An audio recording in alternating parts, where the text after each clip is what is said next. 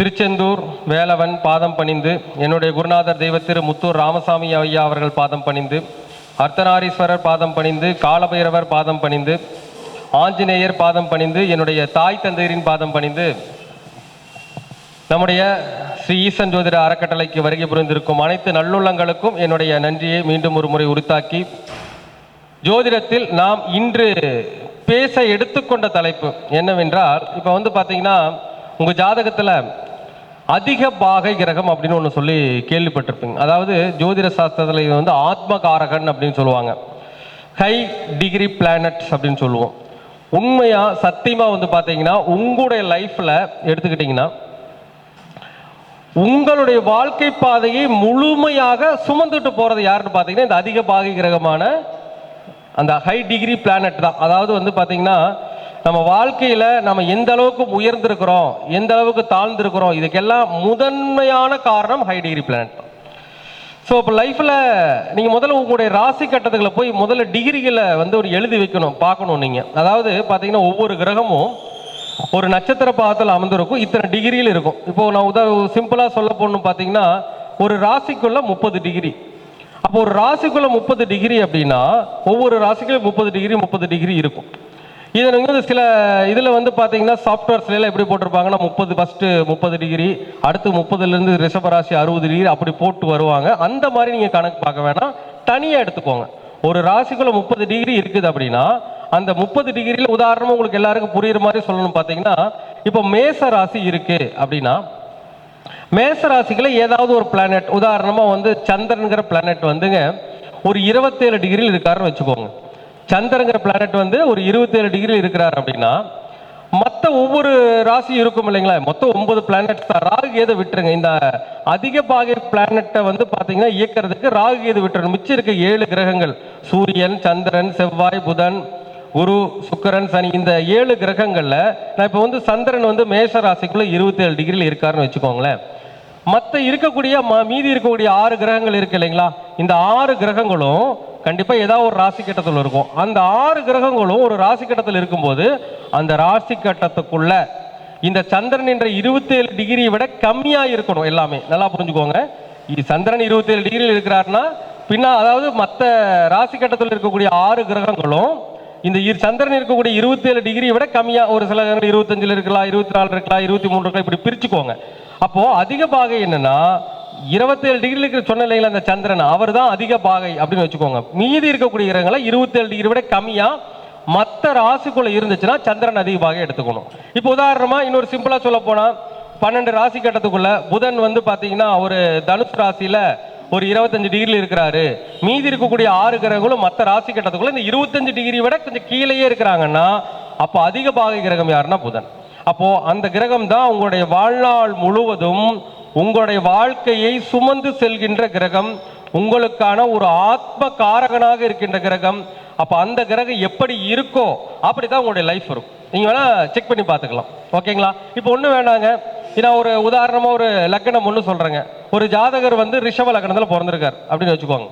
ஒரு ஜாதகர் ரிஷப லக்னத்தில் பிறந்திருக்கார்.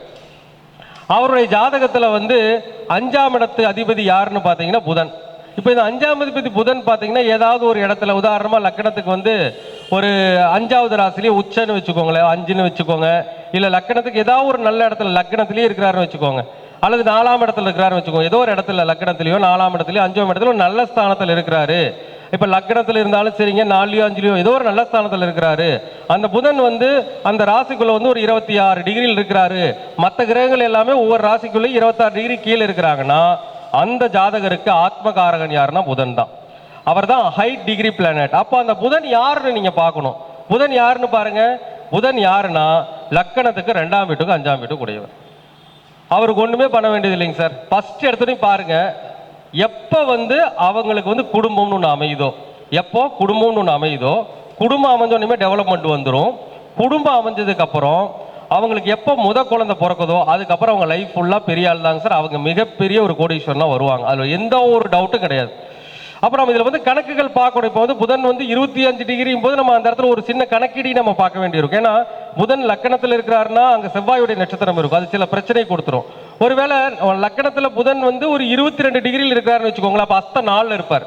அப்போ ரிஷப லக்கணத்தில் பிறந்து புதன் 22 டிகிரி லக்கணத்தில் இருக்கிறாரு. மற்ற கிரகங்களும் எல்லாமே வெவ்வேறு ராசி கட்டத்தில் 22 டிகிரி கம்மியாக இருக்குன்னா அப்போ எடுத்துக்கோங்க. ஏன்னா செவ்வாய் நட்சத்திரம்னு போகும்போது சில பகைத்தன்மை கொடுத்துரும். அப்போ 22 டிகிரியில் லக்கணத்தில் புதன் அதிக பாகையில் இருக்கிறாருன்னா கண்டிப்பாக அவருக்கு குடும்பம் அமைஞ்சு குழந்தை பிறந்ததுக்கப்புறம் ஒரு கோடீஸ்வரன் நீங்கள் எழுதி நோட் போட்டு கொடுத்துடலாம். சத்தியமாக அது நடக்கும். ஏன்னா அந்த அளவுக்கு அதனுடைய பவர் இருக்கும். அப்போ அந்த இடத்துல புதன் இன்னொரு விஷயத்தை புரிஞ்சு கொடுங்க. புதன் முடக்கு கிரகமாகவோ அல்லது புதன் பார்த்தீங்கன்னா அவயோகி கிரகமாகவோ இந்த மாதிரி நிலைமையில இருக்கக்கூடாது, வக்கரமாகவும் இருக்கக்கூடாது. ஏன்னா அந்த இடத்துல நம்ம ரொம்ப ரொம்ப முக்கியமாக கவனிக்கணுங்க. ஸோ அப்படி இல்லாத பட்சத்தில் வக்கரமாகவும் இல்லை, லக்கணத்தில் அந்த கிரகம் அந்த 22 டிகிரியில் வக்கரமாகவும் இல்லை, அவர் பார்த்தீங்கன்னா அவயோகியாகவும் இல்லை, முடக்கு கிரகமாகவும் இல்லை அப்படின்னா 100% அவங்க ஜெயிப்பாங்க. ஆனால் ஒரே ஒரு திசையில் மட்டும் ஜெயிக்க முடியாது, செவ்வாய் திசையில் மட்டும் ஜெயிக்க முடியாது. ஒருவேளை அவருக்கு செவ்வாய் திசையே வரலைன்னா அவர் எந்த பரிகாரமும் செய்ய வேண்டாங்க. சிம்பிள் தான். அவர் எப்போ குடும்பம்ங்கிற ஒரு விஷயத்தை அமைச்சு எப்போ அவருக்கு குழந்தைங்கிற ஒரு விஷயம் கிடைக்குதோ அன்னைக்கிலிருந்து அவர் 100% டாப்புங்க. இதில் எல்லளவும் சந்தேகமே இருக்காது, 100% நடக்கும். சரிங்களா? அப்போ அந்த மாதிரி அதிக பாகை கிரகத்தை நீங்கள் பிடிக்கணும். அப்போ நம்ம ஜாதகத்தில் யார் அதிக பாகையில் இருக்குன்னு எழுதணும். நீங்கள் 7 கிரகத்தை எழுதி ராகியதை விட்டுருங்க, 7 கிரகத்தை தனியாக எழுதுங்க. ஒவ்வொரு ராசி கூட்டத்தில் இருக்கிற 30 டிகிரியில் போய் ஒவ்வொரு கிரகங்களும் எந்த டிகிரியில் இருக்குன்னு எழுதி வைங்க. அதில் அதிக பாகையில் எந்த கிரகம் இருக்குதோ அந்த கிரகத்துடைய பாதையில் செயல்பட்டு நீங்கள் ஜெயிக்கவே 100% ஜெயிச்சிடலாம். இந்த அதிக பாகை கிரகத்தை குடும்பம் அமைச்சு குழந்தைகள் அப்படிங்கிறது ஒரு சில பேருக்கு பார்த்தீங்கன்னா 35 வயசுல கல்யாணம் நடக்கும், 30 வயசுல கல்யாணம் நடக்கும், அப்போ 20 வயசுல வேலைக்கு போகணும்னு நினைப்பாங்க. அந்த நேரத்தில் அவங்க என்ன பண்ணுனா அந்த அதிக பாகை கிரகத்தை ஆக்டிவேட் பண்ண முடியும்னு பார்க்கணும். நீங்கள் நல்லா பாருங்க, ஒரு ரிஷப லக்கணம்னு சொல்லிட்டோம். இப்போ ரிஷப லக்கணத்துக்கு 2ஆம் அதிபதி புதன் சொன்னோம், 5ஆம் அதிபதி புதன் நமக்கே தெரியும். இப்போ 2ஆம் இடம் என்னங்க, நம்முடைய பேச்சு அப்படின்னு சொல்லுவோம், 2ஆம் இடம் சாப்பாடுன்னு சொல்லுவோம். அப்போ ஒன்றுமே வேண்டாங்க, அவங்க என்ன பண்ணணும் தெரியுங்களா? அடிக்கடி புதனுடைய அதிதேவதை யாருன்னா பெருமாள். அப்போ பெருமாளுடைய ஸ்லோகம் உச்சரிக்கணும். பெருமாள் கோயிலுக்கு போகணும், பெருமாளுடைய ஸ்லோகம் மெயினாக உச்சரிக்கிறது, அதன் மூலமாக நல்லது நடக்கும். நீங்கள் புதன்னா பாருங்க, வெண்டைக்காய் உணவு, புதனா பாசிப்பயிர் உணவு, இங்கே 2 நாளைக்கு ஒருக்கா அதை சாப்பிடணும். ஸோ இந்த மாதிரியும் நம்ம அதை ஆக்டிவேட் பண்ண முடியும். அதே மாதிரி 5ஆம் இடம் அப்படிங்கிறது குலதெய்வம். அப்போ 5ஆம் இடம் குலதெய்வமா இருக்கும்போது குலதெய்வம் கோயிலுக்கு தொடர்ச்சியாக போயிட்டு வந்தாலும் அவங்க வாழ்க்கையில் ஜெயிப்பாங்க. அப்போ அதிக பாகை கிரகம் அப்படிங்கிறதுங்க ஒரு சில நேரங்களில் சம்பவம் நடந்ததுக்கு சொன்ன சம்பவம் அப்படின்னா குடும்பம் அடுத்து குழந்தைன்னு சொன்னோம். அந்த மாதிரி நடந்ததுக்கப்புறம் தானாகவே உயர்ந்துருவாங்க. ஒரு சில பேர் கல்யாணத்துக்கு முன்னாடி உயரக்கூடிய வாய்ப்பு எப்படி வரும்னா இந்த மாதிரி அந்த பெருமாள் ஸ்லோகங்கள் உச்சரிக்கிறதுனாலையும், மதுரை மீனாட்சி அம்மன் கோயிலுக்கு போகிறதுனாலையும், குலதெய்வம் கோயிலுக்கு போகிறதுனாலையும், அதற்குண்டான உணவுகளை நம்ம சாப்பிடும் பொழுதும் கண்டிப்பாக அதிக பாகை கிரகம் அவர்களை மிகப்பெரிய ஏணிப்படியை ஏற்றி வைக்கும் அப்படிங்கிறதுல ஒரு சத்தியம் 100% உண்மைங்க. நான் லைஃப்பில் நிறைய பேரை பார்த்துட்டுங்க. அப்போ அதிக பாகை கிரகமாக இருக்கக்கூடிய அமைப்பில் உள்ளவர்கள் தான் வாழ்வில் அந்த கிரகத்தை டச் பண்ணி ஜெயிக்கிறாங்க. இப்போ இதே இன்னொரு விஷயம் எடுத்துக்கோங்க. ஒரு சில பேர் பார்த்தீங்கன்னா டாக்டராக இருப்பாங்க, பயங்கரமான பார்த்தீங்கன்னா ஒரு பெரிய பெரிய ஹாஸ்பிட்டல் என்னங்க, அவங்க நிறைய 2-3 ஹாஸ்பிட்டல் கட்டி நல்லா சூப்பராக வாழ்வாங்க. அப்போது அவங்க ஜாதகத்தை நீங்கள் எடுத்துக்கிட்டீங்கன்னு பார்த்தீங்கன்னா ஜாதகத்தில் ஆத்மகாரகன் அமர்த்தியகாரகன் நல்லா புரிஞ்சுக்கோ, 2 அமைப்பு இருக்கும். ஆத்மகாரகனுக்கு அடுத்த நிலையில் இருக்கக்கூடிய அமர்த்தியகாரன், இந்த 2 கிரகமே நம்மளுடைய வாழ்க்கையில் மிகப்பெரிய பலமாக இருக்கும். அப்போ ஒருத்தர் டாக்டரா ஜெயிக்கிறாங்க, ஒரு வாழ்க்கையில் மிகப்பெரிய உயரத்தில் இருக்கிறாங்கன்னா அவங்க ஜாதகத்தில் பார்த்தீங்கன்னா டாக்டர் அப்படின்னாவே நமக்கு நல்லா புரிஞ்சுக்கோங்க, சூரியன் அப்படி நல்லா இருக்கணும். ஏன்னா சூரியன் தான் மருந்து கிரகம். ஒரு டாக்டரா ஆகணும்னாவே சூரியன் நல்லா இருக்கணும், கேது பலம் வேணும், செவ்வாய் பலம் வேணும்.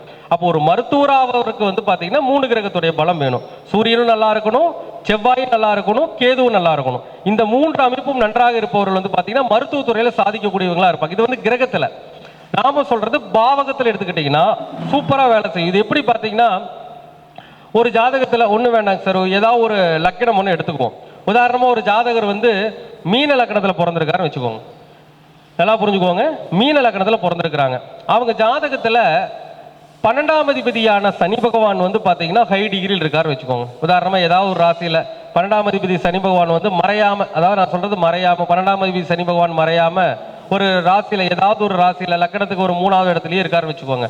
அந்த 12ஆம் அதிபதி 3ஆம் இடத்துல வீரிய வெற்றி ஸ்தானத்தில் ஏதாவது ஒரு நல்ல டிகிரியில் இருக்காரு, ஒரு 3ஆம் இடம் வச்சுக்கோங்க, இல்லைன்னா ஒரு 10ஆம் இடம் கூட வச்சுக்கோங்களேன். 12ஆம் அதிபதி சனி பகவான் 10ஆம் இடத்துல ஹை டிகிரியில், அதாவது ஒரு பூராட நட்சத்திரம்னு வச்சுக்கோங்களேன், பூராட நட்சத்திரத்துடைய 4ஆம் பாதம் அப்படி வச்சுக்கோங்க, கிட்டத்தட்ட ஒரு 25 டிகிரியில் இருக்கிறாருன்னு வச்சுக்கோங்க. அப்போ மீன லக்கணத்தில் பிறந்து சனி பகவான் 10ல் கிட்டத்தட்ட 25 டிகிரியில் பூராட 4ல் இருக்கிறாருன்னா அவர் அதிக பாகை கிரகம்.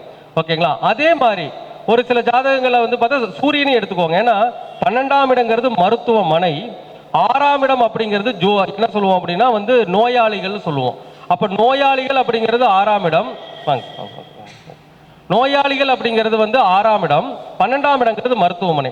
அப்போ மருத்துவமனை மூலம் நிறைய நோயாளிகள் வந்து மருத்துவத்தில் மிகப்பெரிய லெவல்ல நிறைய ஹாஸ்பிட்டல் கட்டி அவங்க வளர்றதுக்கு காரணம் இந்த 6ஆம் இடமும் 12ஆம் இடமும் நல்லா இருக்கணும். அப்ப நான் சொன்னீங்களே ஏற்கனவே, இப்ப சனி பகவானை பார்த்தோம். 12ஆம் அதிபதி 10ஆம் இடத்துல 25 டிகிரில பூராட நாளில் வந்து ஹை டிகிரியில் இருக்கிறாரு.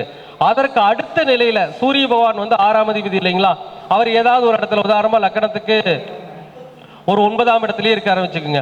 9ஆம் இடத்துல வந்து சூரிய பகவான் வந்து இப்ப இவர் 25 டிகிரியில் இருந்தாருங்க, சூரிய பகவான் 24 டிகிரியில் இருக்கிறாருன்னு வச்சுக்கோங்க. அப்போ நல்லா ரெண்டையும் செக் பண்ணி பாருங்க. சனி பகவான் வந்து 25 டிகிரி, அடுத்த நிலையில ஹை டிகிரியில் இருக்கக்கூடிய கிரகம் யாருன்னு பாத்தீங்கன்னா சூரியன். அப்புறம் மற்ற இருக்கக்கூடிய 5 கிரகங்களும் அதை விட 24க்கு கீழேயே இருந்துச்சு அப்படின்னா அவங்களுடைய ஜாதகத்துல ஆத்மகாரகன், அதாவது ஹை டிகிரி பிளானட் சனி பகவான், அடுத்த அமர்த்திய காரகன் 2ஆம் நிலையில் இருக்கக்கூடியது சூரிய பகவான். அப்போ பாருங்க, 6ஆம் அதிபதி சூரிய பகவான், 12ஆம் அதிபதி சனி பகவான். அப்போ மருத்துவர்களுக்கு 12ஆம் இடம் அப்படிங்கிறது மருத்துவமனை நல்லா இருக்கு, 6ஆம் இடம்னு சொல்லக்கூடிய நோயாளிகளை பார்க்கக்கூடிய தன்மை நல்லா இருக்கு. அப்போ இது ரெண்டுமே ஹை டிகிரியில் இருக்கும்போது 100% சொல்றாங்க, அவங்க மருத்துவத்துறையில நிறைய, அதாவது சொல்ல முடியாத அளவுக்கு பயங்கரமான வளர்ச்சியில் இருப்பாங்க. அடிக்க ஒரு 2 ஹாஸ்பிட்டல் இருக்கும், 3 ஹாஸ்பிட்டல் இருக்கும், பெரிய பெரிய ஹாஸ்பிட்டல் நிறைய பக்கம் இருக்கும் பார்த்துருக்கீங்க. அல்லது ஒரே ஹாஸ்பிட்டலா இருக்கும், ரொம்ப பெரிய லெவலில் இருக்கும். அதாவது இப்போ பெரிய KMGH இந்த மாதிரி பெரிய பெரிய ஹாஸ்பிட்டலுக்கு வந்து அவங்க வந்து அதிபதிகளாக இருப்பாங்க. அப்போ இதெல்லாம் உண்மை சத்தியம்.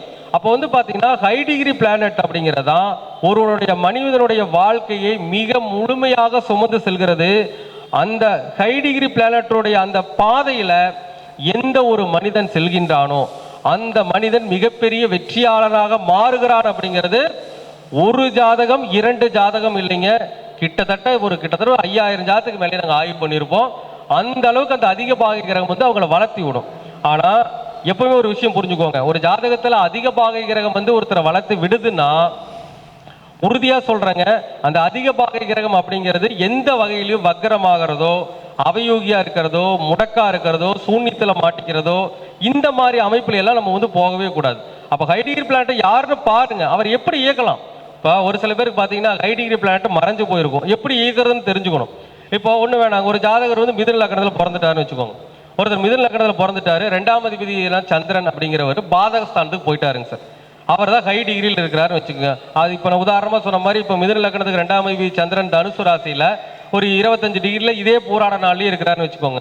அப்போ என்ன யூஸுங்க, ஹை டிகிரி கிரகம் வருமானத்தை கொடுக்குறவர் பாதகத்துக்கு போறார். நீங்க மிதுன லக்னத்துக்கு பார்த்தீங்கன்னா தனுசு ராசி அப்படிங்கிறது என்ன ராசினா பாதக ராசின்னு நம்ம சொல்லுவோம். அப்ப அந்த மாதிரி பாதக ராசியில் இருக்கும் பொழுது ஹை டிகிரி கிரகத்தை நம்ம சரியான முறையில் இயக்கவே முடியாது. ஒரு கோவிலுக்கு போயோ ஒரு இயக்கத்தின் மூலமோ எதையும் நம்ம செய்ய முடியாது. அப்ப நம்ம என்ன பண்றது, இந்த 2ஆம் அதிபதி பாதகத்துக்கு போகும்போது அதுக்கேற்ற மாதிரி பரிகாரங்களை செஞ்சுக்கலாம், சிம்பிள் தான். இப்ப 2ஆம் இடம்னா என்னன்னு பாருங்க, 2ஆம் இடம் அப்படிங்கிறது நம்ம சாப்பிட்ற சாப்பாடு. அப்ப திங்கக்கிழமை விரதம் இருங்க, கண்டிப்பா சந்திரனுடைய தோஷத்தை குறைப்பாரு. அதே மாதிரி 2ஆம் அதிபதியான பாங்க 2ஆம் அதிபதியான சந்திரன் பாதகத்தில் இருக்கும்போது 2ஆம் இடம்னா என்னன்னு பாத்தீங்கன்னா நம்ம சாப்பிட்ற சாப்பாடு இருக்குது, நம்ம சம்பாதிக்கிற பணம் இருக்குது. அப்ப 2ஆம் இடம் அப்படிங்கிற ஃபுட்டு, 2ஆம் இடத்துக்கு நம்ம சம்பாதிக்கிற பணம், அது வந்து 7ஆம் இடத்துல இருக்குது. அந்த 7ஆம் இடம் பாருங்க மிதுன லக்னத்துக்கு காலபுருஷன் 9ன்னு சொல்லுவோம்.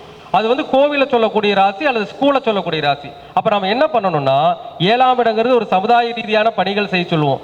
அப்ப கவர்மெண்ட் இது இருக்கு இல்லைங்களா, ஸ்கூல்ல வேலை பார்க்குற தாய்மார்களுக்கோ, ஏன்னா சந்திரனா தாய்மார்கள், அப்ப கவர்மெண்ட் ஸ்கூல்ல வேலை பார்க்குற தாய்மார்களுக்கோ அல்லது பொதுவாக கோவிலில் வேலை பார்க்குற தாய்மார்களுக்கோ திங்கக்கிழமை அன்னைக்கு வந்து ஏதாச்சும் ஃப்ரூட்ஸ் மாதிரி வாங்கி கொடுத்து அவங்க கையில் ஒரு 200 ரூபா பணத்தை கொடுத்துட்டு வந்தீங்கன்னா அவங்களுடைய சந்தோஷம் உங்களை வந்து கண்டிப்பா மேலே கொண்டுட்டு போயிடும். அப்போ அதிக பாகை கிரகம் நல்லா இருந்தா தானாவே அவங்க நல்லாயிடுறாங்க, அந்த பாதையை பிடிச்சி நல்லாயிடுறாங்க.